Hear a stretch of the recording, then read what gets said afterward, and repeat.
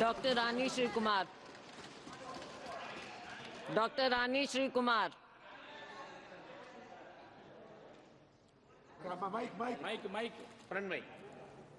மதிப்புக்குரிய அவைத்தலைவர் அவர்களே, முதல் முறையாக இந்த அவையில் எனது தாய் தமிழ் மொழியில் எனது உரையை தொடங்குகிறேன். வடகிழக்கு இந்தியாவின் 7 சகோதரிகளில் ஒரு சகோதரி பற்றி எரிகிறாள். தொடர்ச்சியாக 1 வருடங்களுக்கு மேலாக எரிந்து கொண்டிருக்கிறாள். இது இந்த டெல்லியின் காதுகளுக்கு எட்டவில்லை. மணிப்பூர் மாநிலம் கடந்த மே மாதம் 3ஆம் தேதி 2023ஆம் ஆண்டு முதல் வன்முறையால் பற்றி எரிந்து கொண்டே இருக்கிறது. மெய்த்தி மற்றும் குக்கி இன மக்களிடையே ஏற்பட்ட வன்முறை மாநிலம் முழுவதும் பரவி கலவரமாக வெடித்ததில் 250 பேர் எரித்துக் கொல்லப்பட்டுள்ளனர். சுமார் 60,000 பேர் சொந்த மாநிலத்திலேயே சொந்த நாட்டிலேயே அகதிகளாக தஞ்சம் புகுந்துள்ளனர். பள்ளிகள் சேதப்படுத்தப்பட்டுள்ளன, தேவாலயங்கள் தரமட்டமாக்கப்பட்டுள்ளன, அவர்களின் உடைமைகள் சேதப்படுத்தப்பட்டுள்ளன. 15,000 மாணவர்களுக்கு மேல் தங்கள் கல்வியை இழந்துள்ளனர். இத்தகைய விவாதம், முக்கியமான ஒரு விவாதம் நடக்கும் போது மாண்புமிகு பாரத பிரதமர் அவர்கள் இந்த அவையில் இருக்க வேண்டியது அவசியம் இல்லையா? ஒன்றிய உள்துறை அமைச்சகத்தின் கீழ் இயங்கிக் கொண்டே இருக்கிற ஆயுத கிடங்கிலே ஆயுதப்படை வீரர்களின் கண் முன்னே ஆயிரக்கணக்கான ஆயுதங்கள் கடத்தப்பட்டிருக்கின்றன.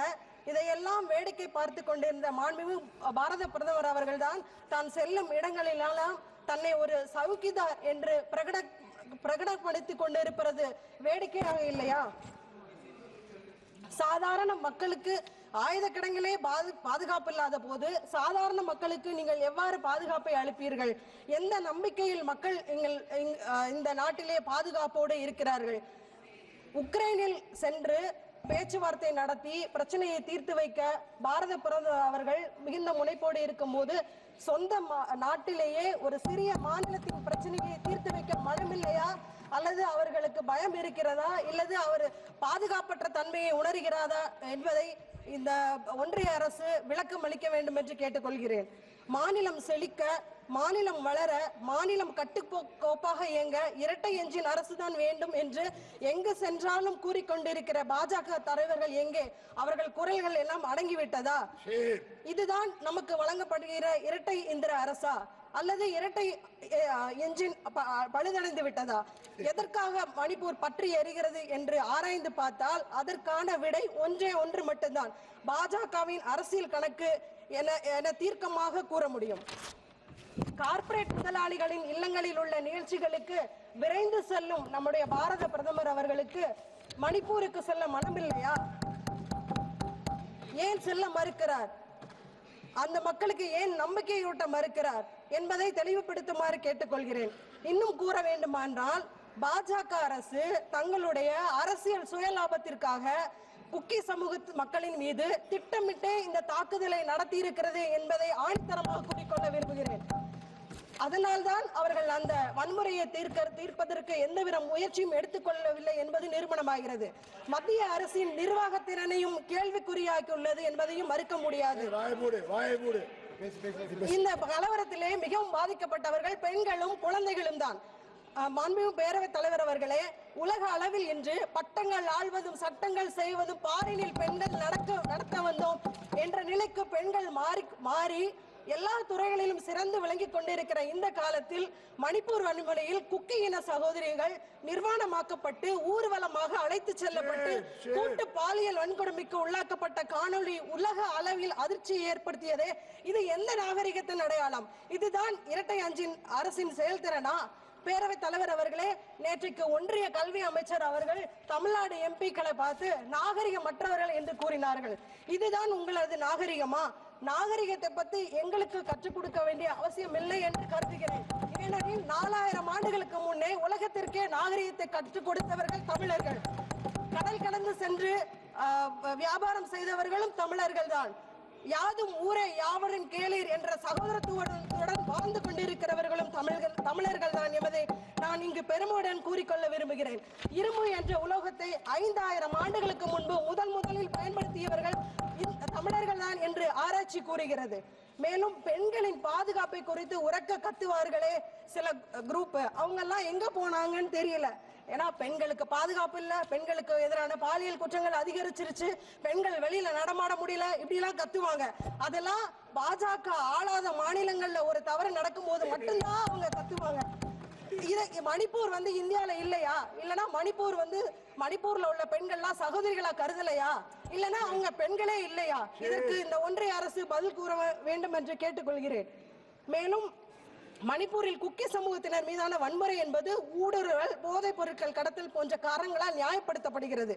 ஊடுருவல் குறித்து மத்திய அரசு தீவிரமாக கவலைப்பட்டிருந்தால் மியான்மர் இந்தியா எல்லைகளை மூடியிருக்க வேண்டும். அங்கு ஊடுருவல்காரர்களை கண்டுபிடித்து நடவடிக்கை எடுத்திருக்க வேண்டும். ஆனால் மத்திய அரசு அதிலும் தோல்வியடைந்து விட்டது என்பதை சுட்டிக்காட்ட விரும்புகிறேன். பேரவைத் தலைவர் அவர்களே, ஒரு பானை சோற்றுக்கு ஒரு சோறு பதம் என்பார்கள் தமிழில். அதுபோல இந்த ஆளும் ஒன்றிய அரசின் நிர்வாக திறன் அற்ற தன்மையை இந்த மணிப்பூர் மாநிலத்தில் உள்ள கலவரம் ஒன்றை எடுத்து காட்டுகிறது. ஒரு மாநில முதலமைச்சர் ஒரு சிறிய மாநிலத்தின் கலவரத்தை கட்டுப்படுத்த முடியாமல் ராஜினாமா செய்கிறார். அங்கு குடியரசுத் தலைவர் ஆட்சி இப்போது நிலவு கொண்டிருக்கிறது. ஒரு சிறிய மாநிலத்தில் உள்ள வன்முறையை கட்டுப்படுத்தாத நீங்கள் இந்தியா முழுவதுக்கும் எப்படி பாதுகாப்பு அளிப்பீர்கள் என்பதை கேட்டுக்கொள்ள விரும்புகிறேன். நான் இப்போது மணிப்பூர் டிமாண்ட் ஃபார் கிராண்ட்ஸுக்கு வருகிறேன். கல்வித்துறைக்கு வெறும் 2.2% மட்டுமே அதிகரிக்கப்பட்டுள்ளது. இது இந்த சூழ்நிலையில் மிகவும் குறைவான தொகையாகும். சுகாதாரத்துறைக்கு வெறும் 0.2% மட்டுமே அதிகரிக்கப்பட்டுள்ளது. மருத்துவ வசதிகள் பின்தங்கிய நிலையில் உள்ள ஒரு மாநிலத்திற்கு.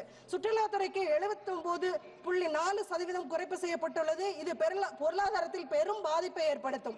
நிவாரணம் மற்றும் பேரிடர் மேலாண்மை துறைக்கு 17.7% குறைப்பு செய்யப்பட்டுள்ளது. தொழிலாளர் மற்றும் வேலைவாய்ப்பு துறைக்கு 23.8% குறைப்பு செய்யப்பட்டுள்ளது. இது வேலைவாய்ப்பு வளர்ச்சிக்கு பெரும் பாதிப்பை ஏற்படுத்தும். நுகர்வோர் விவகாரங்கள் உணவு மற்றும் பொது விநியோகத்துறைக்கு 29.8% குறைக்கப்பட்டுள்ளது. விவசாயத்துறைக்கு 5.1% குறைக்கப்பட்டுள்ளது. இது விவசாயிகளின் நிலைமையை மேலும் மோசமாக ஆக்கிவிடும்.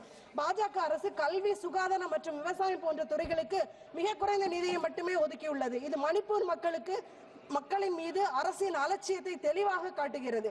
சரி, இப்போது ஒன்றிய அரசின் திட்டங்களை பற்றி பார்ப்போம். சமக்ரா சிக்ஷா திட்டத்திற்கு 1.5% குறைத்திருக்கிறார்கள். ஓபிசி மாணவர்களுக்கான ஊக்கத்தொகை 22.9% குறைக்கப்பட்டுள்ளது. தேசிய உணவு பாதுகாப்பு திட்டத்திற்கு 23.7% குறைக்கப்பட்டுள்ளது. ஜல்ஜீவன் மிஷன் திட்டத்திற்கு 48.3% குறைக்கப்பட்டுள்ளது. நிர்பயா நிதியின் கீழ் பெண்கள் மீதான குற்றங்களுக்கு நகர கண்காணிப்பு திட்டத்திற்கு 45.5% குறைக்கப்பட்டுள்ளது.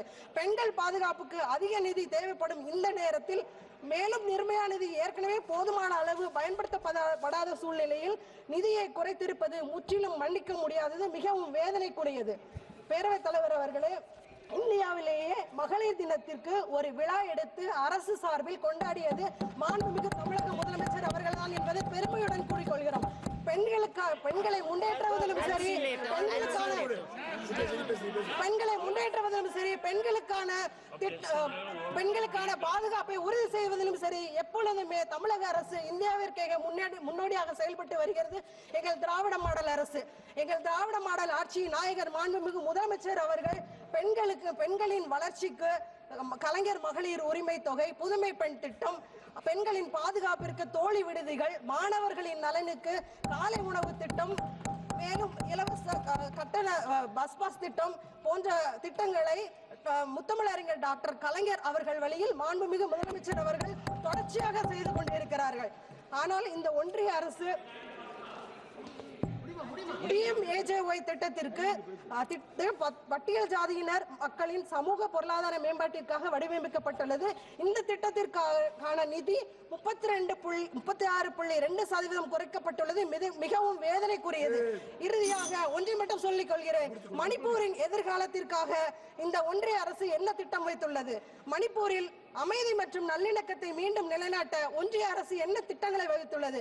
அந்த மக்களின் வாழ்வாதாரம், கல்வி மற்றும் பாதுகாப்பு ஆகியவற்றை உறுதி செய்ய என்ன நடவடிக்கைகள் எடுக்கப்பட்டுள்ளன என்பதை விளக்குமாறு கேட்டுக்கொள்கிறேன்.